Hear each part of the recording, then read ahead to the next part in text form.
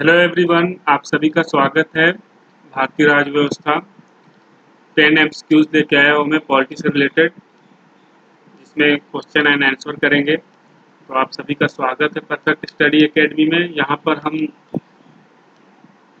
जो क्वेश्चन देंगे उसके आंसर भी बताएंगे, जिससे कि एक रिवीजन होगा।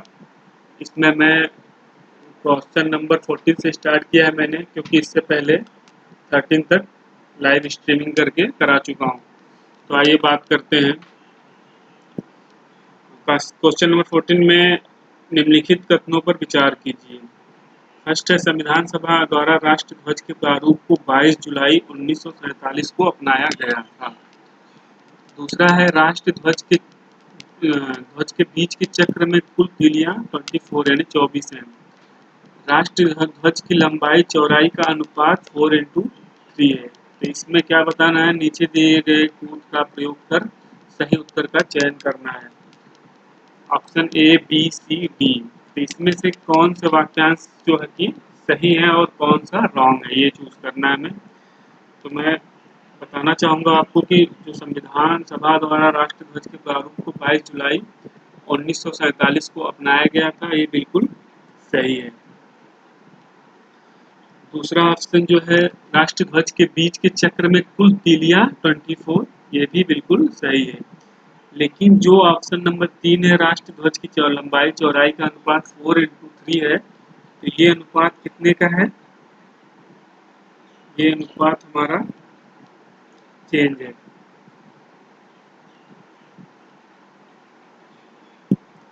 ये अनुपात हमारा यहाँ पर गलत होगा और यहाँ होगा 3:2, 3:2, यानी इस प्रकार हमारा ऑप्शन नंबर ए सही है। अगर हम विस्तृत रूप से बात करेंगे तो जैसा कि आप सभी लोग को पता है, संविधान सभा की कुल 12 बैठकें आयोजित हुई। संविधान सभा की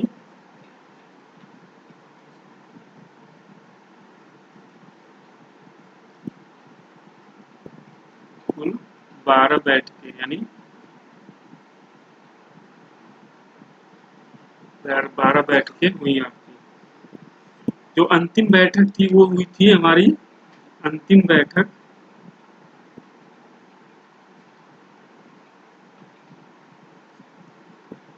24 जनवरी 1950। ये अंतिम बैठक थी और हमारी जो फर्स्ट बैठक थी वो 9 दिसंबर 1900 9 दिसंबर 1946 को हुई थी।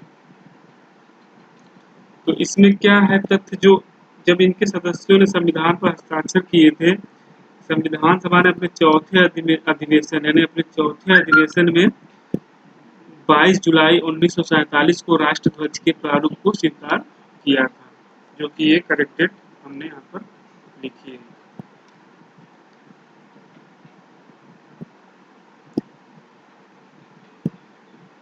चलिए नेक्स्ट क्वेश्चन देखते हैं।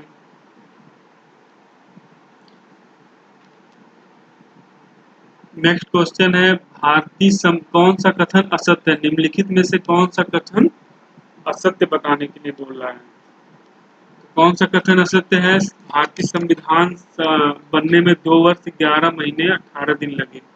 भारतीय संविधान के निर्माण होने तक संविधान सभा की कुल 11 बैठकें आयोजित की गई। संविधान सभा ने राष्ट्रगान को 26 जनवरी 1950 को अपनाया। संविधान सभा निर्माण संबंधी सर्वप्रथम विचार 1934 में प्रस्तुत किया गया। तो इसमें से बताना है कि कौन सा ऑप्शन गलत है। इसमें से हम गलत ऑप्शन की अगर बात करेंगे तो ऑप्शन नंबर सी, ये ऑप्शन गलत है। बाकी ये बिल्कुल करेक्ट है। और जिस ऑप्शन नंबर बी, इसके बारे में मैंने अभी जस्ट पीछे आप लोग को बताया। संविधान सभा की कुल 11 बैठकें आयोजित की गई।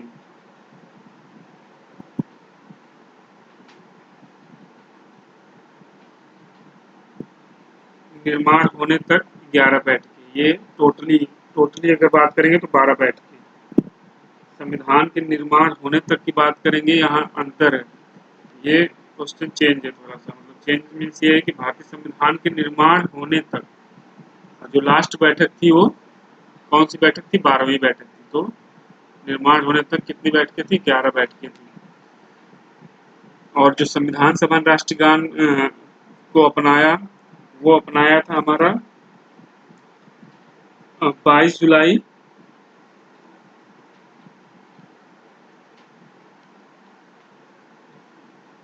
यानी ये जो है ये डेट चेंज होगी, यानी ये जो है यहाँ पर 24 जनवरी 1950 को अपनाया गया। और जो लास्ट है संविधान सभा निर्माण संबंधी जो विचार था वो 1934 में ही प्रस्तुत किया गया था।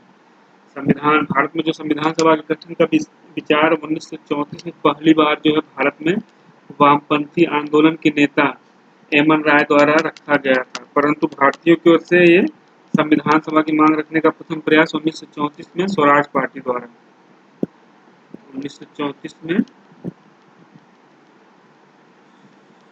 स्वराज पार्टी द्वारा किया गया। उसने एक प्रस्ताव पारित कर कहा कि वयस्क मताधिकार के आधार पर निर्वाचित भारतीय प्रतिनिधियों की एक संविधान सभा होगी जो संविधान के निर्माण करेगी। और जो इसके बाद जो है वो 1935 में भारतीय राष्ट्रीय कांग्रेस ने पहली बार भारत के संविधान निर्माण के लिए आधिकारिक रूप से संविधान सभा के गठन की मांग की। यानी 34 से स्टार्ट हो गया। फर्स्ट जो वामपंथी आंदोलन के संयोजक थे उन्होंने रखा, बट स्वराज पार्टी ने 1934 में ही इसको प्रस्तुत किया। उसके बाद आधिकारिक रूप से राष्ट्रीय कांग्रेस जो थी उसने प्रस्तुत किया कहाँ पर? आधिकारिक रूप से 1935 में आधिकारिक रूप से प्रस्तुत किया गया 1935। नेक्स्ट क्वेश्चन देखते हैं।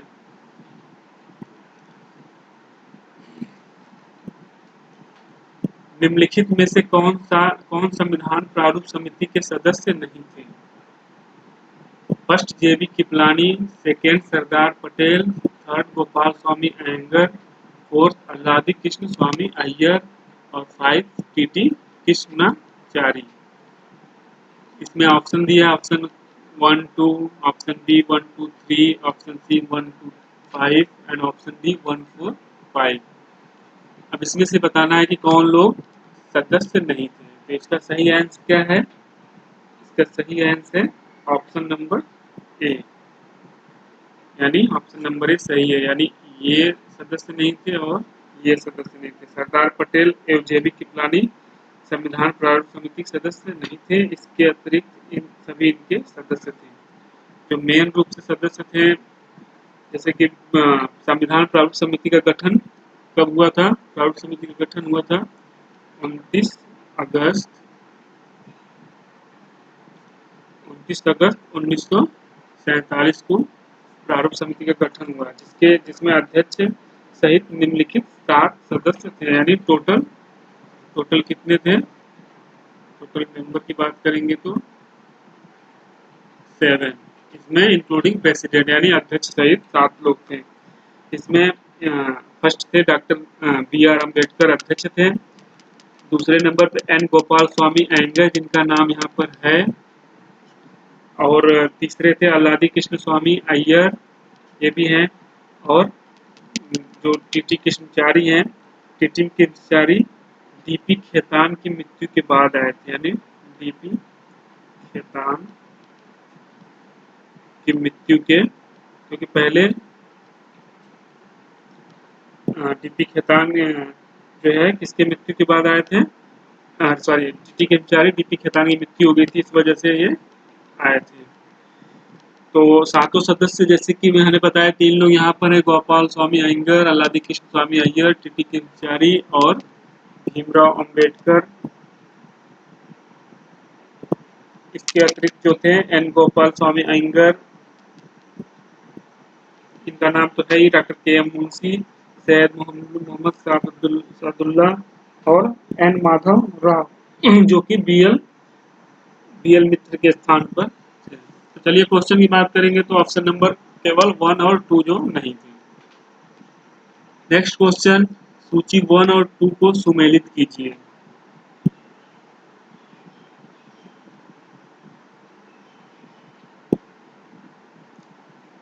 सूची 1 और 2 को सुमेलित कीजिए। संचालन समिति, प्रांतीय संविधान समिति, संघीय संविधान समिति, मूल अधिकार उप समिति।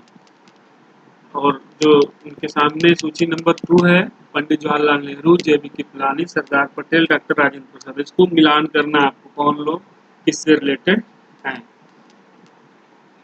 तो इसका मैं बताना चाहूंगा ऑप्शन नंबर सी होगा। इसका सही आंसर क्या है? Option number C. यानी संचालन समिति से रिलेटेड कौन थे? डॉक्टर राजेंद्र प्रसाद।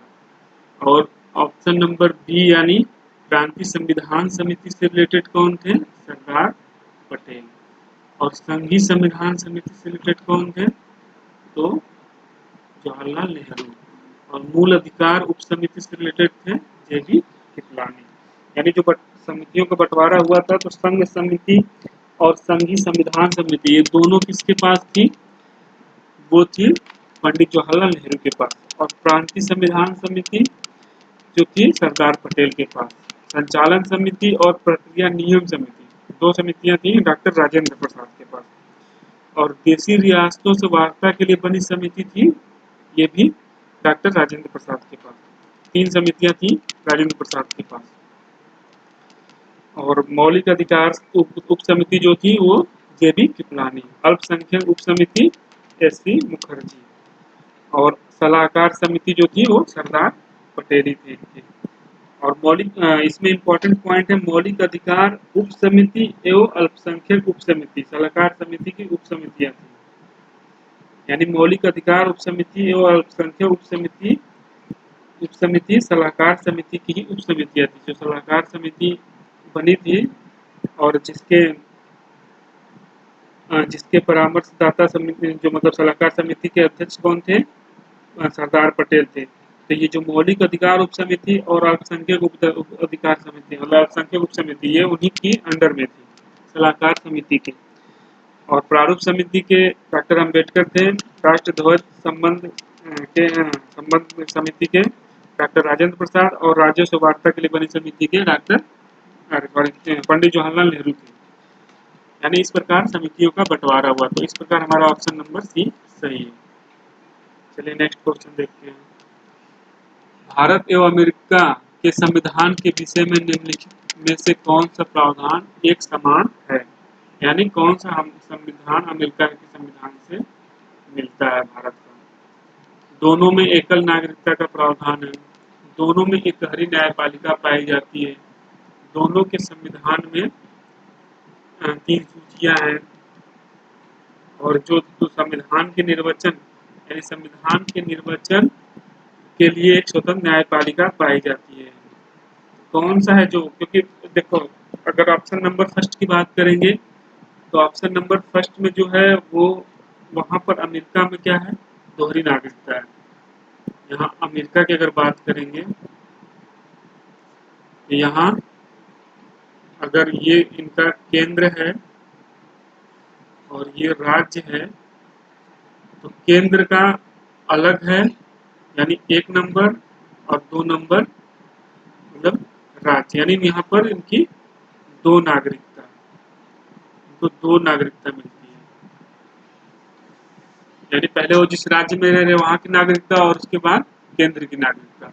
यानी इनके पास क्या है? 2 नागरिकता। और हमारे भारत में क्या है? एकल नागरिकता है। तो ये तो कभी नहीं मिलने वाला। इसके बाद जो है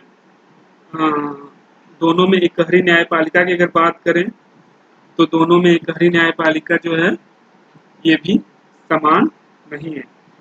भारत में जो है एकहरी न्यायपालिका है, जबकि अमेरिका में न्यायपालिका की तेरता है, अर्थात केंद्र एवं राज्य की अपनी न्यायपालिका। यानी सेम प्रोसीजर जो है नागरिकता वाला ही यहाँ पर है कि केंद्र का अलग है और राज्य का अलग है, दोनों का अलग अलग है।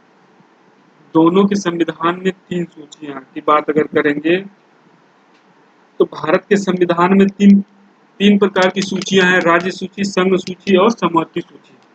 वहीं अमेरिका में संघ से संबंधित विषयों को लिख दिया गया है एवं शेष शक्ति राज्यों को सौंप दी गई है। यानी भारत में अवशिष्ट शक्तियां केंद्र के पास है, जबकि अमेरिका में राज्यों के पास है। ये भी मिक्स नहीं है, यानी ये दोनों रॉन्ग है। संविधान के निर्वचन यानी व्याख्या के लिए एक स्वतंत्र न्यायपालिका पाई जाती है। तो हमारे यहाँ जो ये ऑप्शन नंबर डी इनका सही है।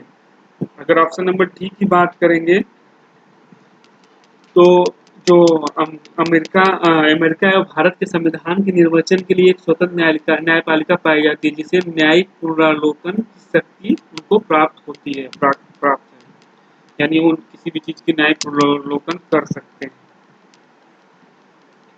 इम्पोर्टेंट पॉइंट एक और है कि लिखित संविधान का प्रारंभ अमेरिका से हुआ था।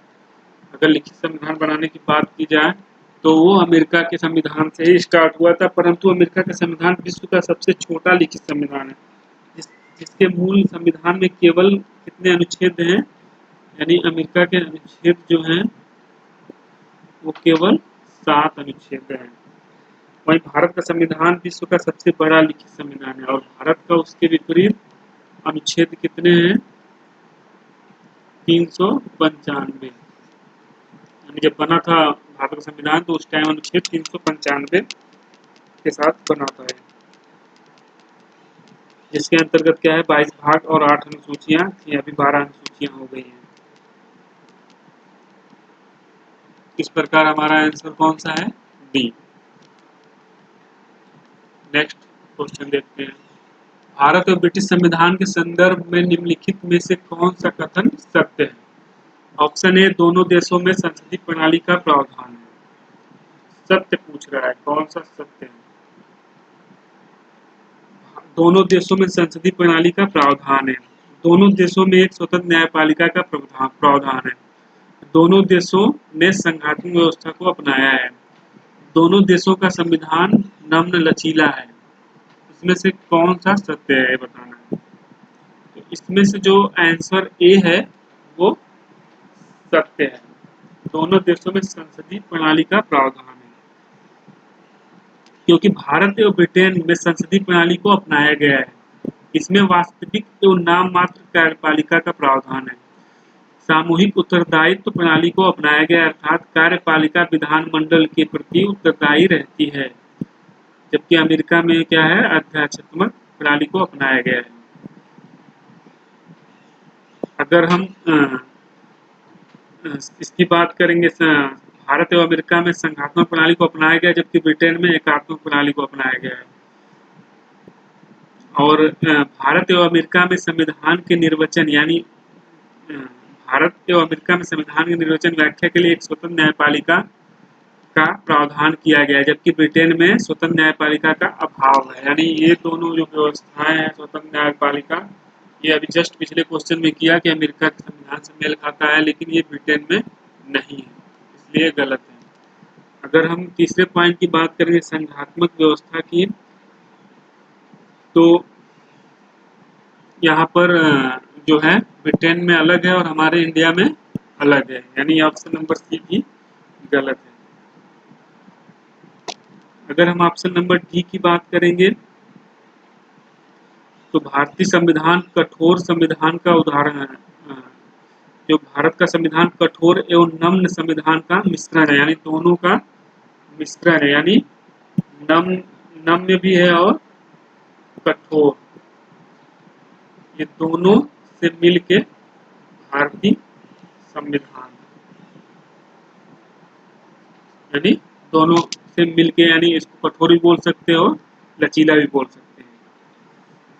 भारत में गणतांत्रिक प्रणाली को अपनाया गया क्योंकि भारत में राष्ट्रपति का चुनाव जनता द्वारा अप्रत्यक्ष विधि से किया जाता है,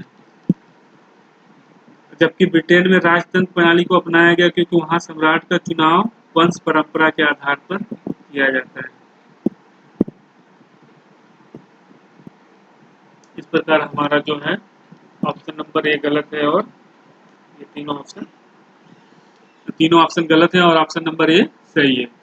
ये मिक्स है, यानी संसदीय प्रणाली का प्रावधान यही से। सूची नंबर 1 सूची नंबर 2 से सुमेलित कीजिए। भारतीय संविधान के लक्षण: समवर्ती सूची, संघात्मक व्यवस्था, आपात, उपबंध, मूल कर्तव्य। अब आपको क्या करना है, आंसर करना है। जर्मनी, कनाडा, रूस और ऑस्ट्रेलिया। तो इसमें सही आंसर क्या है? इसका सही आंसर जो है वो सी है।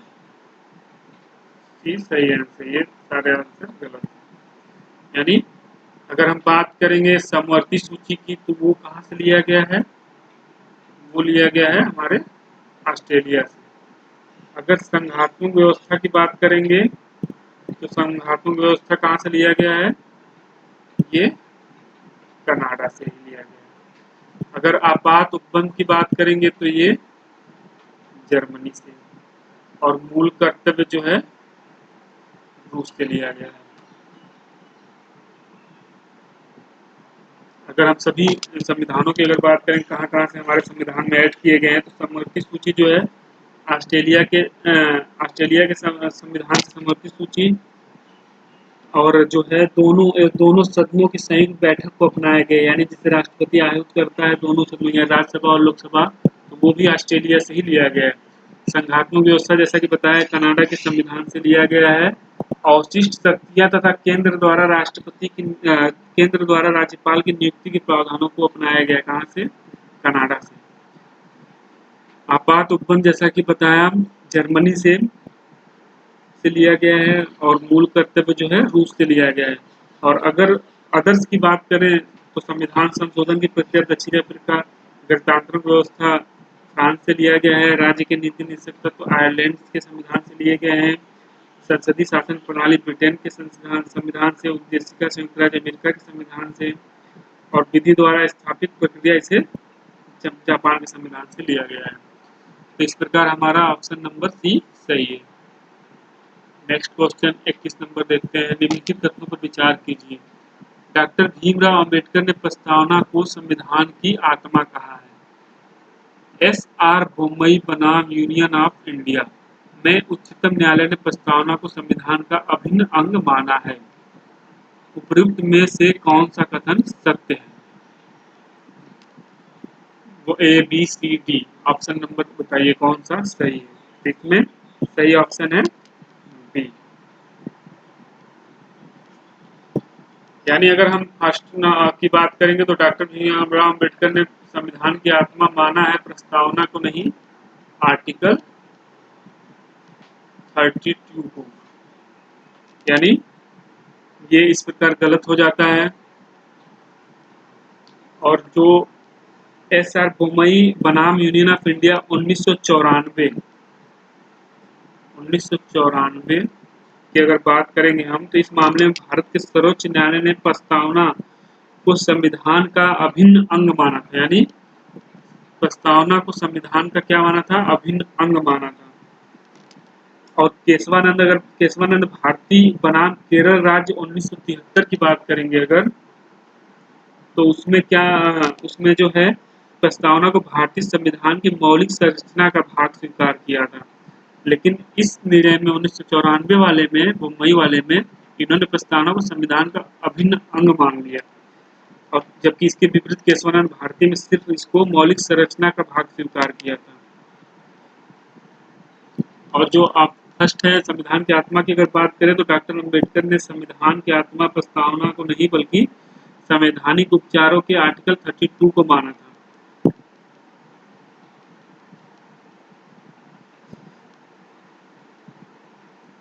इस प्रकार हमारा ऑप्शन नंबर बी सही है। नेक्स्ट क्वेश्चन देखते हैं। भारतीय संविधान की प्रस्तावना पर विचार कीजिए।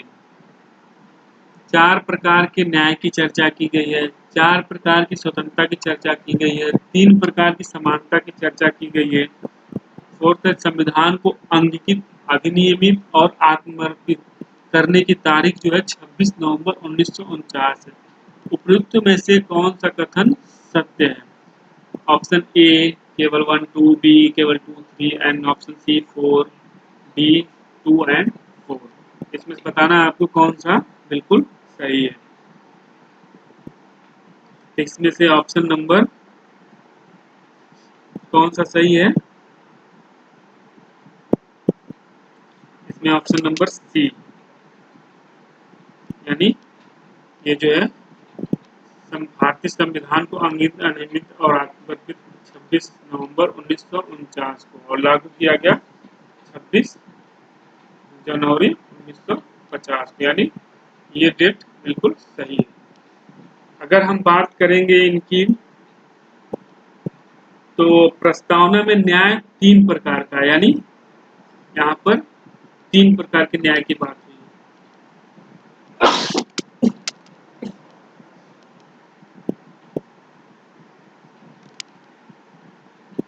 Sorry gas. तो प्रस्तावना में न्याय की अगर बात करेंगे तो 4 प्रकार नहीं है, 3 प्रकार है। अगर हम स्वतंत्रता की बात करेंगे, और जो न्याय है वो है कौन कौन से, सामाजिक, आर्थिक और राजनीतिक न्याय, यानी तीनों न्याय है। सामाजिक,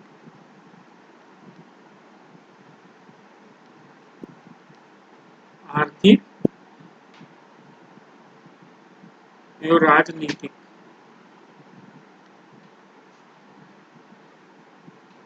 राजनीतिक न्याय, ठीक है। अगर हम स्वतंत्रता की बात करेंगे तो 5 प्रकार की स्वतंत्रता है, ये भी गलत है, यानी 5 प्रकार की स्वतंत्रता है। कौन कौन सी है, विचार, अभिव्यक्ति,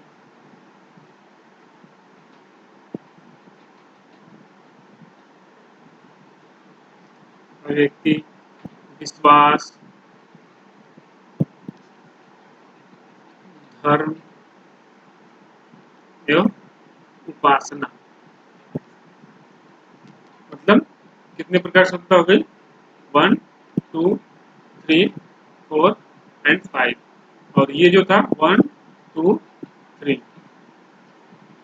तो न्याय जो है 3 प्रकार और स्वतंत्रता जो है वो 5 प्रकार की। और अगर हम समानता की चर्चा करेंगे तो ये 2 प्रकार है। कौन कौन सी, प्रतिष्ठा, प्रतिष्ठा और अवसर। समानता की बात करेंगे तो 2, प्रतिष्ठा की समानता और अवसर की समानता। और ऑप्शन नंबर हमारा 4 बिल्कुल सही है, इसलिए ऑप्शन नंबर सी केवल 4 सही है। जो ये न्याय, स्वतंत्रता, समानता की बात करेंगे तो न्याय जो है 4 की जगह 3, स्वतंत्रता जो है 4 की जगह 5 और समानता 3 की जगह 2 है। नेक्स्ट क्वेश्चन देखते हैं। भारतीय प्रजातंत्र के संदर्भ में निम्नलिखित में से कौन सा सही है, जनमत संग्रह, पहल, प्रत्यावर्तन, जनमत निर्णय। नीचे दिए गए option A, B, C, D, तो इसमें से कौन सा सही है, तो इसमें से हमारा ऑप्शन नंबर डी होगा, ये सही होगा। यानी अगर हम बात करेंगे भारतीय प्रजातंत्र लोकतंत्र के संदर्भ में तो उपयुक्त में से सभी गलत है, क्योंकि सभी जो है प्रत्यक्ष लोकतंत्र से संबंधित है, जबकि भारत में क्या है, अप्रत्यक्ष लोकतंत्र यानी प्रतिनिधि लोकतंत्र है। क्यों, क्योंकि हमारे जो चुनाव होता है, एमपी चुने जाते हैं। अगर बात करेंगे, जैसे अगर हम प्रधानमंत्री के विषय में बात करेंगे तो प्रधानमंत्री जो चुना जाता है वो चुना जाता है जनता के द्वारा, यानी प्रत्यक्ष मतदान के द्वारा। लेकिन अगर हम बात करेंगे राष्ट्रपति की, और राष्ट्रपति की, उपराष्ट्रपति, राष्ट्रपति की बात करेंगे मेन तौर से, जो हमारे जो अध्यक्ष होते हैं भारत के, तो वो उनका जो होता है अप्रत्यक्ष मतदान से होता है, यानी उसमें डायरेक्ट जनता भाग नहीं लेती है। तो इसलिए हम बोल सकते हैं कि ऑप्शन नंबर डी यानी से इसमें से कोई नहीं होगा, जनमत संग्रह, पहल, प्रत्यावर्तन, यानी जो भारतीय संविधान का प्रस्तावना में लोकतंत्र प्रयोग व्यापक रूप से किया गया है, राजनीतिक स्वतंत्रता के साथ साथ सामाजिक एवं आर्थिक स्वतंत्रता को शामिल किया गया है। अगर हम लोकतंत्र की बात करेंगे तो भारत में अगर क्वेश्चन आता है कौन सा लोकतंत्र है, तो अप्रत्यक्ष लोकतंत्र यानी प्रतिनिधि लोकतंत्र है। इस प्रकार हमारा ऑप्शन नंबर डी सही है। Thank you friends, thank you. इन सभी क्वेश्चन को कराने का मेरा यही अभिप्राय है कि एक रिवीजन होगा आप लोग को, और जिन चीज़ों से अवगत नहीं है क्योंकि लेक्चर में चला चुका हूँ काफ़ी हद तक कॉन्स्टिट्यूशन यानी पॉलिटी के, इसके अलावा कुछ लेक्चर बचे हुए हैं जिनको मैं कंप्लीट यानी कुछ तैयार करना होता है, उन्हें पावर पॉइंट पर तैयार कर रहा हूँ। उसके बाद उनको आपके सामने लाऊंगा। और इस एमसीक्यू से क्या होता है कि एक एग्ज़ाम वाली फीलिंग होती है कि हाँ, एग्ज़ाम हॉल में किस प्रकार के क्वेश्चन आते हैं। ये सब क्वेश्चन ऐसे हैं जो किसी न किसी एग्ज़ाम में आए हुए हैं। तो मैं डेली बेसिस पे ऐसा करूँगा कि एमसीक्यूज़ अगर आप डेली अटेंड करते हैं तो अगर अ, तो क्या है कि आपको एक इनका एग्ज़ाम का पैटर्न पता चल जाएगा, और जो हिचक होती है क्वेश्चन को अटेंड करने से पहले, वो हिचक जो है खुल जाएगी, क्योंकि ज़्यादा ऑप्शन आ जाता है, ऐसे करके क्वेश्चन आ जाते हैं कि कूट बताइए इसमें से कौन सा सही है। ऐसे मतलब बहुत सारे ऐसे ऑप्शन आ जाते हैं, तो फिर जो जैसे एसएससी लेवल में इस तरह के क्वेश्चन नहीं आते हैं। एसएससी में थोड़ा सा और सिंपल हो जाता है इससे। तो मैं एसएससी मतलब सभी एग्जामों के पैटर्न को ध्यान में रखते हुए क्वेश्चन लेके आ रहा हूँ कि ताकि अगर आपने कहते हैं ना जड़ें मजबूत हैं तो वृक्ष सब कुछ आप ऊपर अच्छा ही रहता है। तो इसी प्रकार है कि अगर आपका स्ट्रांग है मतलब डीप से ही, और अच्छे अच्छे क्वेश्चन आप सॉल्व कर रहे हैं, तो आपका आसान क्वेश्चन आसानी से कर देंगे। अब अगर इसकी बात करेंगे तो देखिए इस क्वेश्चन में कितने, अब ये कितने क्वेश्चन हो गए, 1 number question, 2 number question, 3 number question. जैसे कि देखिए 1 नंबर क्वेश्चन हो गया, 2 number question, 3 number question, 4 question एक ही सवाल में आ गए। इस प्रकार हम एक डीपली स्टडी करते हैं यहाँ पर। तो वीडियो अच्छा लगे तो दोस्तों लाइक और सब्सक्राइब करिए।